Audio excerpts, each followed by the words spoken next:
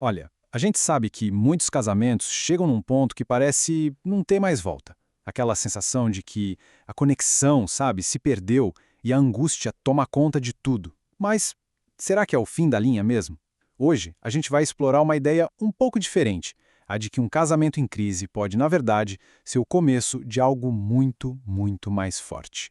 A dor de ver um casamento em crise é profunda e angustiante. Essa frase é forte, né?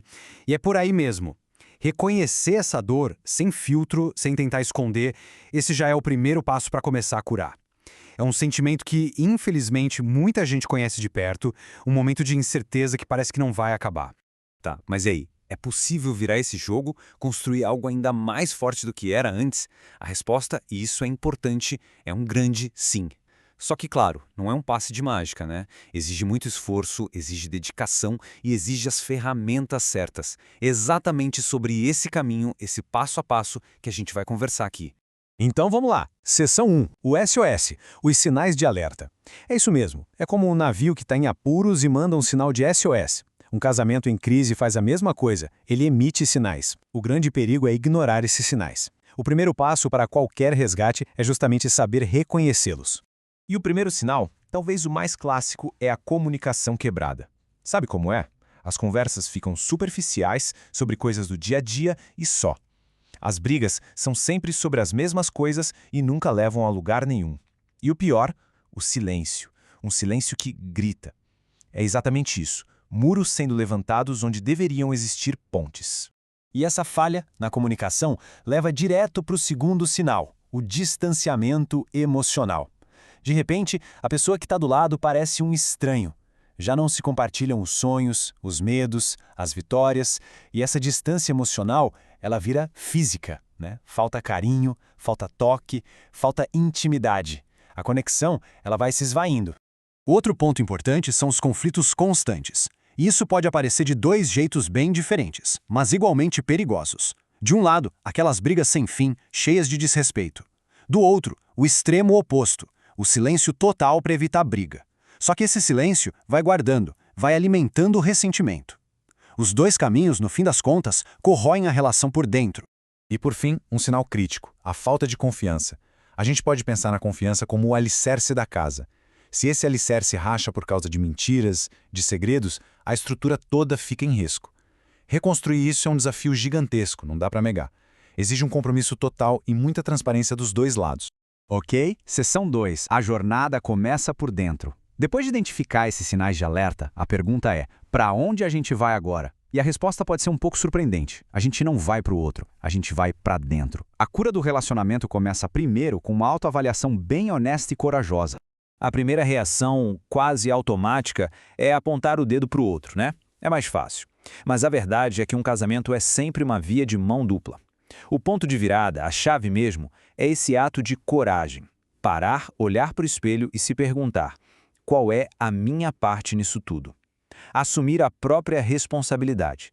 A mudança de verdade começa aí. Certo. Seção 3, reconstruindo pontes, não muros. Com essa base de autorresponsabilidade mais firme, aí sim a gente está pronto para agir. Agora vamos falar de estratégias práticas, do que fazer no dia a dia para derrubar esses muros e começar a reconstruir as pontes. E aqui está uma mudança que parece pequena, mas que é gigantesca na comunicação. É trocar a linguagem acusatória pela linguagem assertiva. Em vez de falar "você sempre faz isso" ou "você nunca me escuta", a mudança é para "eu me sinto" ou "eu preciso". Isso muda o jogo completamente, porque tira o outro da defensiva e abre espaço para conversa de verdade, para empatia. Mas como se reconectar na prática? Bom, a reconexão não é mágica. Ela é construída tijolo por tijolo. Isso significa dedicar tempo de qualidade, redescobrir coisas que gostavam de fazer juntos, demonstrar afeto no dia a dia, priorizar a intimidade. Cada coisinha dessas é um investimento. E olha, considerar ajuda profissional não é sinal de fracasso, muito pelo contrário. É um ato de coragem, um sinal de que existe um compromisso real com a cura da relação. Beleza? Vamos para a seção 4, navegando pelas piores tempestades. Porque toda jornada de reconstrução vai ter tempestade, não tem jeito. Então agora a gente vai encarar de frente alguns dos desafios mais pesados que um casal pode enfrentar. O importante é lembrar que são tempestades, e com o mapa e as ferramentas certas dá para navegar e chegar do outro lado. E os desafios são muitos. A gente está falando da ferida profunda de uma infidelidade, ou da pressão do estresse financeiro que desgasta demais, ou até mesmo da frustração de ter expectativas muito diferentes.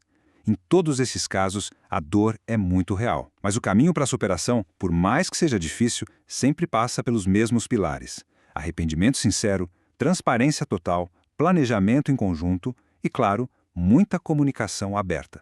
Agora a seção 5, construindo um futuro mais forte. Porque passar pela tempestade, sobreviver a ela, já é uma vitória enorme. Mas e depois? O objetivo não é só sobreviver, né? O verdadeiro desafio é construir um futuro que seja realmente mais forte. Cultivar uma união que não só se sustente, mas que floresça. E como se faz isso? A palavra-chave aqui é constância. É a intencionalidade, ou seja, a decisão de investir na relação todos os dias, não só quando as coisas estão ruins. É praticar o perdão, que não é esquecer, mas é se libertar daquele peso, daquela mágoa, para poder seguir em frente. E, finalmente, é celebrar as pequenas vitórias. Cada passo, cada avanço, por menor que pareça, precisa ser reconhecido, e isso alimenta a motivação.